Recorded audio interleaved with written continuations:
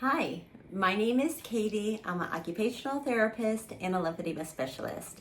And one of the top questions I get about lipedema is, what do I need to do to help my arms? And so to give a little background information on lipedema when it involves the arms is that as the stage of lipedema progresses, so from stage 1 to 2 to 3 to 4, the incidence or the probability of lipedema progressing to the arms increases. And there are some studies that show that 80% of women who have lipedema in the legs can have it in the arms too. So when it comes to lipedema, where we are medically is that we definitely want to prevent the diagnosis from progressing or getting worse. And my job is to help patients not only virtually, but in the clinic, help to learn what techniques work best for them, what their options are to prevent lipedema from progressing. And lipedema is an abnormal fat tissue, and it accumulates, and it can be heavy, it can be painful, it can be tender, and it can really affect someone's quality of life. And not only when it comes functionally, such as walking, climbing steps, running around, getting on the floor, playing with your kids, but it can also affect us mentally. So it can affect, our mood. It can affect depression. We may refrain or not go on to social events as much as we'd like to because we may be embarrassed by the lipedema diagnosis and how that makes us look. So that is a huge part of the reason of why I love helping women who have lipedema, is because I don't feel like anyone should feel that way. And if there's something I can do to help that, I'm all here for it. So going back to lipedema in the arms is, yes, it can progress. There are different types of lipedema where it can just be in the arms. I don't tend to see that a lot in the clinic or the people that I meet virtually. However, it is considered a type of lipedema. So when we talk about the arms, typically the shape of the arm and the upper arm is a little bit more full than what an average or typical woman's arm will be. And so for whatever reason, women, we are made with a little bit more fuller shape in the upper arm. But with lipedema, it's different. And so a lot of times we'll look, and just show you my elbow, a little bit back here, you can have that overhang of tissue, and that's that lipedema tissue. So when I'm assessing somebody in the clinic or virtually, through the camera, I usually look, have them turn around to see the backs of their arms. Again, a lot of us have that overhang over the elbow. So it doesn't mean if you have that overhang, you have lipedema, but it is a sign of it. And if we can help, again, prevent that from progressing, the lipedema tissue from accumulating in that upper arm, we can hopefully help quality of life, not only physically, but mentally. Something that I ask a lot of patients that I see in the clinic for the first time is, do your arms get heavy when you style your hair? So that could be, brushing it after the shower. It could be blow drying it, curling it.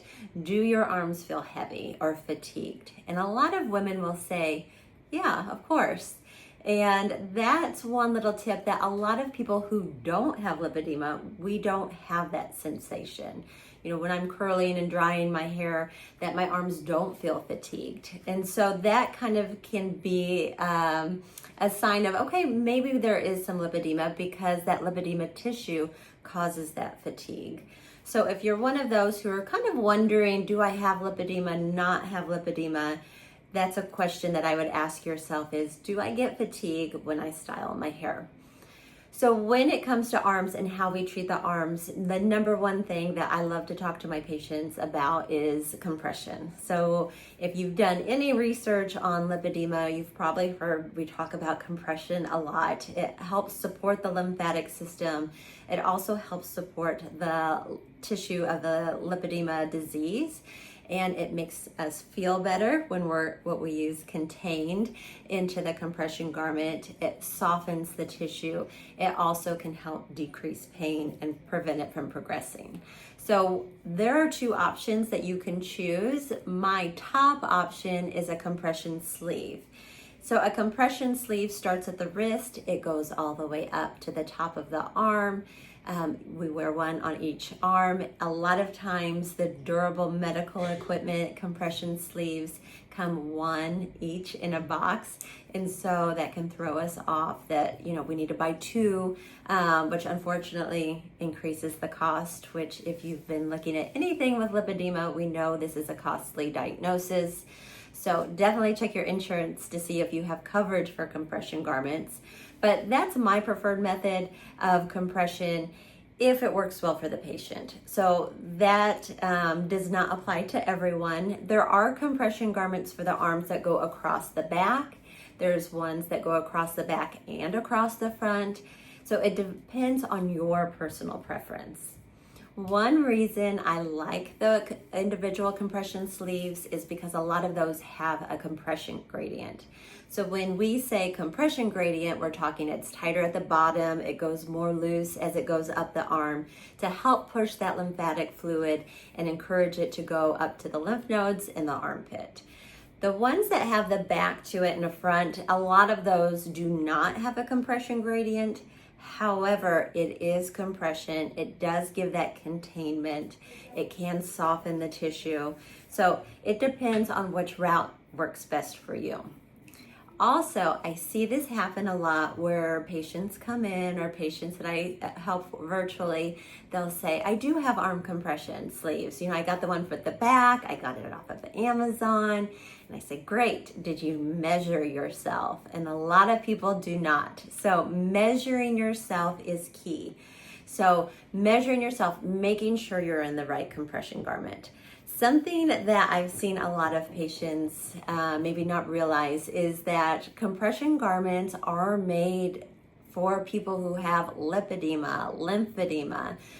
So just because you're typically a size large doesn't mean that you're a size large in compression. So it's really important you get a tape measure, one of the soft, flexible ones, and take the measurements based on the compression garment's recommendations. So a lot of times it could be at the wrist, it could be at the forearm, it could be at the upper arm. So you really want to make sure you measure yourself if you're doing this at home and make sure you get the right fit, because a compression garment that doesn't fit properly can actually do more harm than good. So we have to make sure that it fits properly. And my third tip on arm compression is that we have to make sure that we replace it.